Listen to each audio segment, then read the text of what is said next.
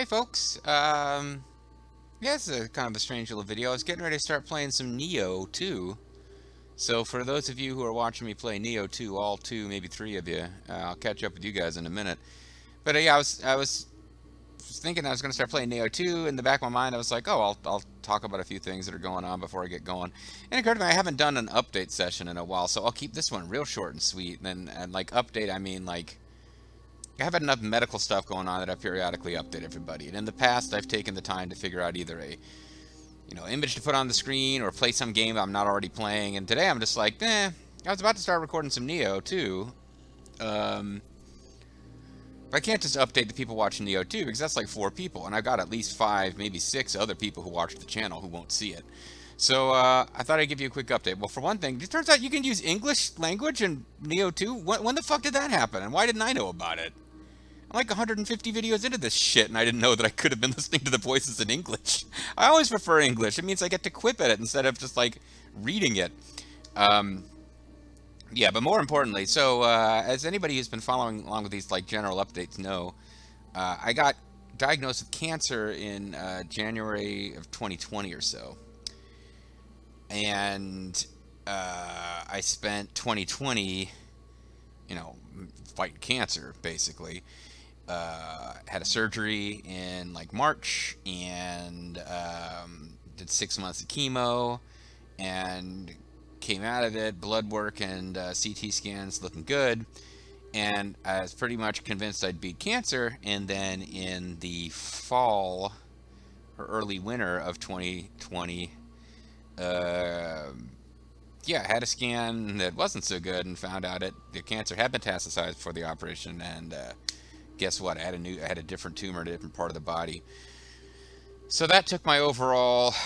They generally tend to measure, like, in the actual world of fighting cancer, like they try to be very scientific and practical in how they think of things, and they have like 2-year survival rates, 5-year survival rates, 10-year survival rates, and it's all based on the broadest data they can pull in. But yeah, my 10-year my chances of surviving 10 years dropped drastically once I moved out of the data set of people who had had a tumor diagnosed and operated on and moved into the set of people who had had metastasization, obviously. But I spent 2021 fighting cancer again.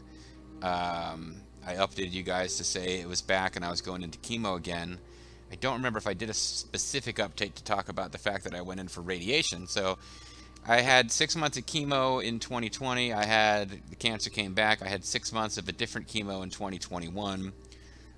Psychologically, a little easier to deal with because I knew I'd gone through chemo before, so I knew I would be able to handle it. But actually, in most other respects, much more difficult. One of the drugs I was on, called Vectibix, you can look it up if you feel like it. It has some pretty detrimental side effects to your level of comfort in your daily life. But I got through that, and I went through a month of radiation, and I'm back now. I wanted to update you guys.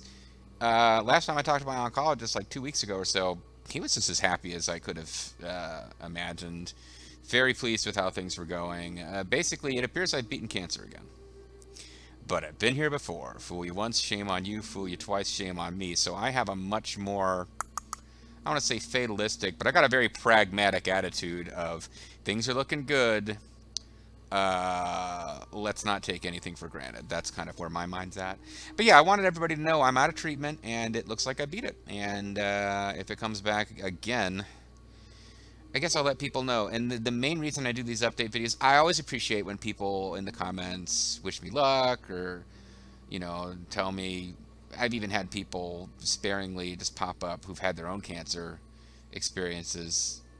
This has kind of happened more through work than through YouTube. But yeah, I've had people pop up and say like, hey, you were helping out with stuff, or just even like, like I went through a bout with this, and your videos are one of the things. So like somebody said that along the way somewhere, I don't remember where. That felt good. But the main reason I'm bringing this up, honestly, is I'm not like demanding now you must. There is no I don't have a GoFundMe or anything. I don't have something for you to send me money. Therefore, if you want to continue watching my videos, you are obligated to post in the comments about how badass I am. No, nothing like that. I basically post these so that I can talk about it in my other videos and people aren't like caught off guard. So Status right now is it looks like I've beaten cancer twice, but time will tell. I think Ruth Bader Ginsburg had about a half dozen victories over cancer, and she eventually died of cancer. So, you know, I'm not trying to be negative either. I'm just trying to be realistic. Things are looking as good as they could be right now, considering the situation. But diligently monitoring is pretty much where I'm at.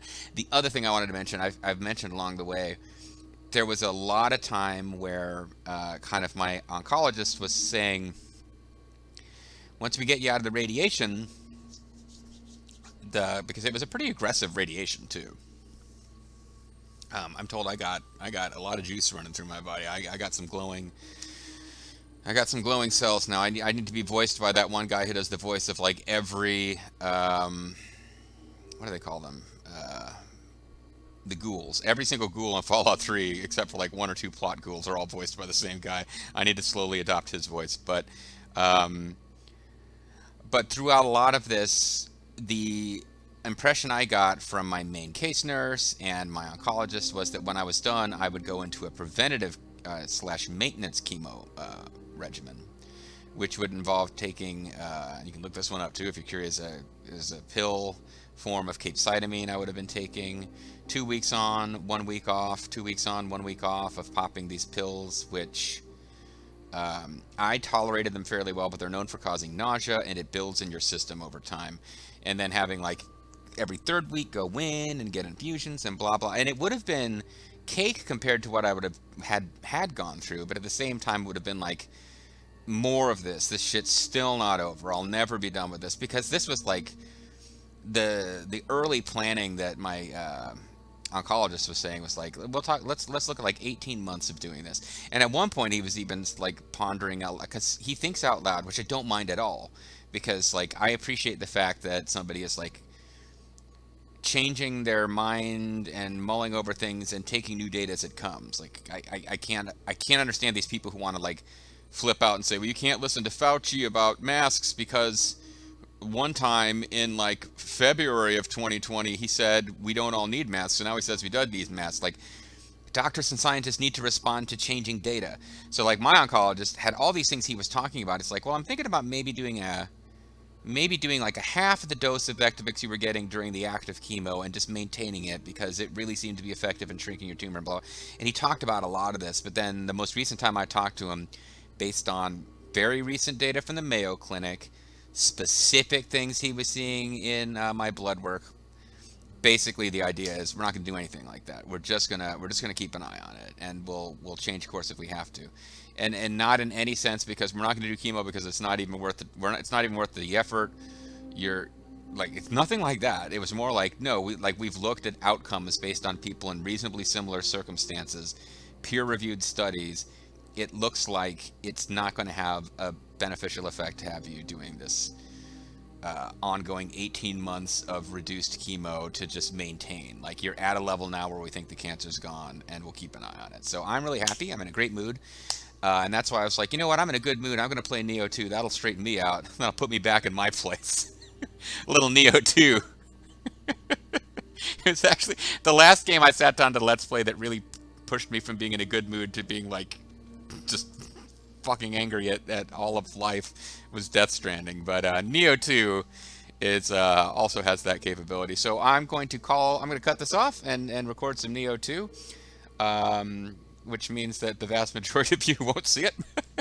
But I'm glad you stuck around to watch this little video. It went longer than I intended it to, but not as long as it might have gone. But again, the 30-second or less version is, it looks like I've beaten cancer again. And I'm not taking anything for granted. We're going to keep watching it. But if nothing else, I am not undergoing active treatment. And active treatment for cancer, hey, if you're out there dealing with it, you can do it. You can survive it. It's better than the alternative. But it's not fun, and I'm happy that for at least the time being, I'm not going to have to deal with it. Catch you guys out there on the interwebs. Have fun. Live your lives. Be good. Love each other. Take care. Bye-bye.